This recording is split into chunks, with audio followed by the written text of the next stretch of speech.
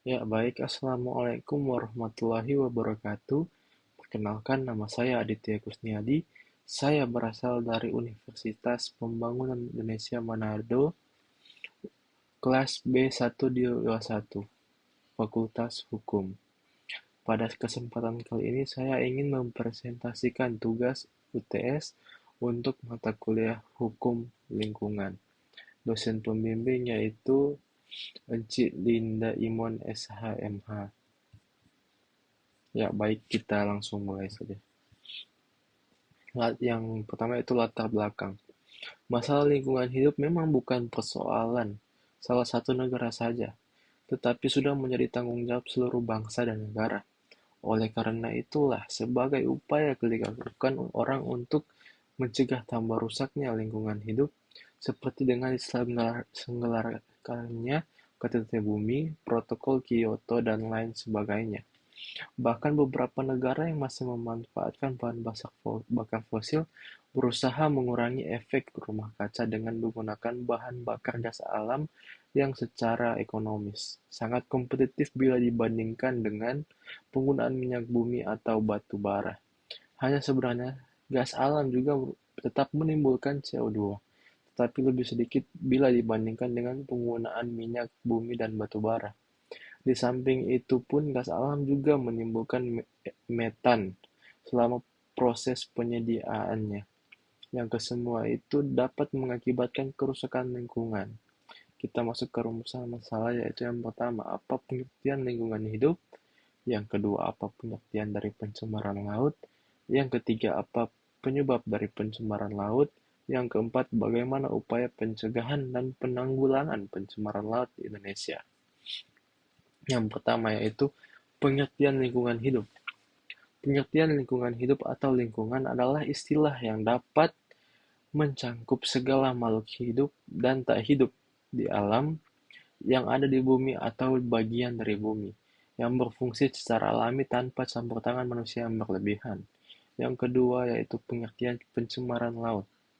Pencemaran laut dapat didefinisikan sebagai peristiwa masuknya partikel kimia, limbah industri, pertanian dan perumahan, kebisingan, atau penyebaran organisme invasif atau asing ke dalam laut.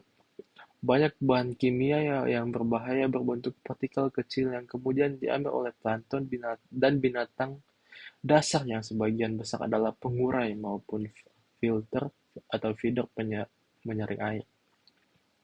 Dan yang ketiga yaitu penyebab pencemaran laut. Adapun 7 penyebab pencemaran laut yaitu yang pertama oleh minyak, pencemaran oleh minyak, yang kedua pencemaran oleh logam berat, yang ketiga pencemaran oleh sampah, yang keempat pencemaran oleh pestisida, yang kelima pencemaran akibat proses eutrofikasi, yang keenam pencemaran akibat peningkatan keasaman, yang ketujuh pencemaran akibat polusi kebisingan. Dan adapun pencegahan dan penanggulangan yang dapat kita lakukan untuk terjadinya pencemaran laut. Pencemaran yang dapat kita lakukan adalah yang pertama tidak membuang sampah ke laut. Yang kedua, penggunaan pestisida secukupnya. Yang ketiga, yang paling sering ditemukan pada saat pembersihan pantai dan laut adalah puntung rokok. Selalu biasakan untuk tidak membuat puntung rokok di sekitar laut. Yang keempat, penggunaan plastik.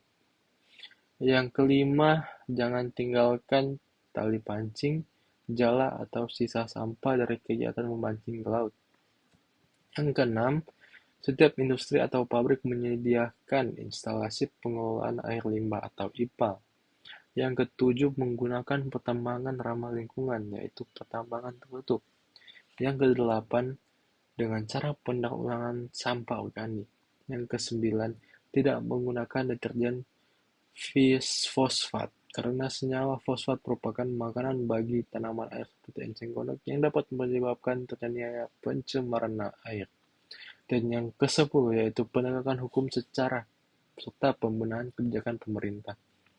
Itulah 10 pencegahan yang dapat dilakukan untuk tidak terjadinya pencemaran laut. Saya rasa cukup sekian yang dapat saya presentasikan pada kesempatan kali ini. Lebih dan kurangnya mohon dimaafkan apabila ada kesalahan kata, dan saya juga merekomendasikan dan mengajak teman-teman untuk bergabung bersama kami di Universitas Pembangunan Indonesia Manado. Karena di sini pembelajarannya berkualitas, dosennya baik, dan sudah terakreditasi. Jadi saya mengajak teman-teman sekalian untuk bergabung bersama kami di Universitas Pembangunan Indonesia. Baik, saya rasa cukup sekian yang dapat saya sampaikan pada kesempatan kali ini. Lebih dan kurangnya mohon dimaafkan. Wabillahi taufiq wal hidayah. Wassalamualaikum warahmatullahi wabarakatuh.